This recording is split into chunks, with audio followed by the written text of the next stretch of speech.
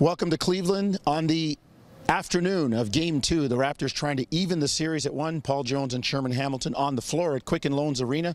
And Sherm, when you think about it, the Raptors had 2 bad losses in the conference finals here last year. They lose Game 1, but they're in the fight, at least for half the game, 2/3 of the game. They've got to find a way to, well, stay in the fight a little bit longer and maybe try to lean Cleveland out at the end. Yeah, I would argue that the competitive level for the Raptors has to go up a few notches in Game 2, and also the understanding of how to get it done. Number one, we've talked about it since Game 1, and prior to Game 1, they have to have a better start. Yes. They're not going to be world beaters out of the gate, but they have to come out and present more challenges to the Cleveland Cavaliers from the tip. The second thing is you've got to be able to generate and play with a certain amount of pace in this type of series. They got to score the basketball, and some of the ways to do that is score earlier in the shot clock against a defense that's trying to find people in transition, not a set defense 5-on-5. The other side of it is you've just got to play harder on the defensive end. You've got to get to shooters. You've got to close out that three-point line a bit better and at least contest the shots. That's where it's got to be for the Raptors going into Game 2.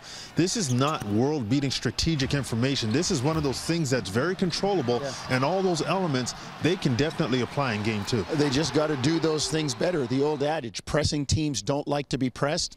Running teams don't like to be run upon. Let's see if the Raptors can run some at Cleveland, and let's hear from the coach and the players after practice. We want to come out with the mentality to win. We're not here to play horseshoes.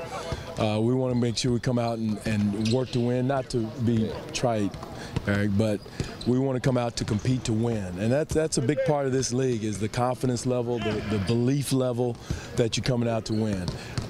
Again, they're a good team, but yet and still, you know, we have the same record as this regular season record. We know who they are, but we got to come out with the confidence, not just to try to play close, but to win. Yeah, we like some bad kids, I guess. You know, we gotta get a whooping before we, act right and get in line. But it's always great to be able to see firsthand your own mistakes and take from it. And, be a professional and be able to respond from it. It's very important to try to have the lead, be close, because that's a team that they feed on runs, they feed on their energy, they feed on them being in front, they just feed on just, having the lead, and they just keep building on it.